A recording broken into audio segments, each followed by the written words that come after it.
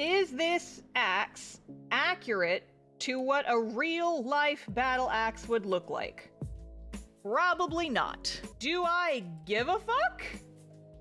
Absolutely not. Yep, there's Jay. I summoned him. You can summon Jay by saying untrue things about armor or weapons, fun fact. He'll like get the chills and he'll show up to actually you. Actually, battle hammers wouldn't be that big. I would jump into your stream, but I can't. Would you like to? Do you need an outlet? Watch out, he's in your walls. No, my drywall. Reverse grip is superior. I see you.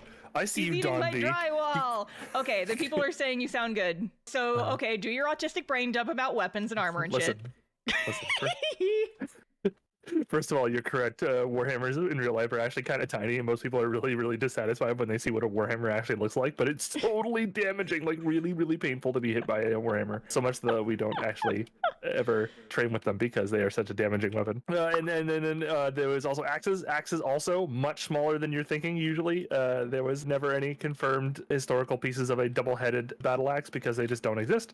It doesn't make any sense really if you're making a weapon to defend your life. Typically a light-headed axe will certainly do the trick, but generally once swords became much more popular and easier to build, axes went by the wayside because all an axe has over a sword is that it's very, very cheap to make. And then Don B said something about reverse grip being superior. Patently false. Listen, I'm calling out people in your chat now. He's going at it, chat. I can't stop him now.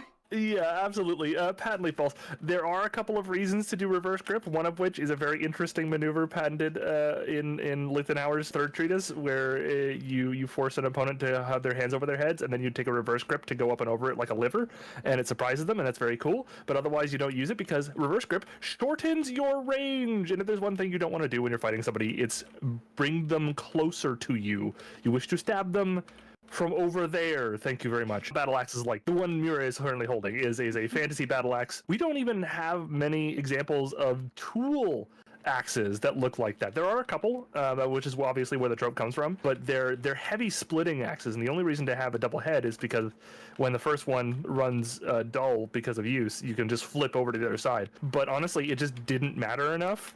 In the end, that's why you don't see very many of them. If you want a good splitting axe, just make a splitting axe and then just sharpen the wedge every once in a while. In terms of fighting axes like that, you would never see that. It's just too heavy, too much material. You want anything defending your life to be light and maneuverable.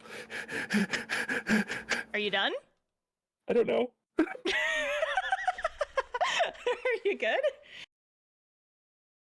Then later on, of course, that just kind of continued. You got like fusils and other types of really long-range arquebus and muskets, and some people would build sticks and or shields to just kind of brace against it, so you could hide behind it and not get shot to pieces by the other guy. You know, it was very cool. Listen, there's so many cool things. You activated my trap card. No, it's okay. Keep going. Hey Jay, have you like actually looked at my stream in the last 5 minutes or so? I have seen this is Jason. I have taken over. You have.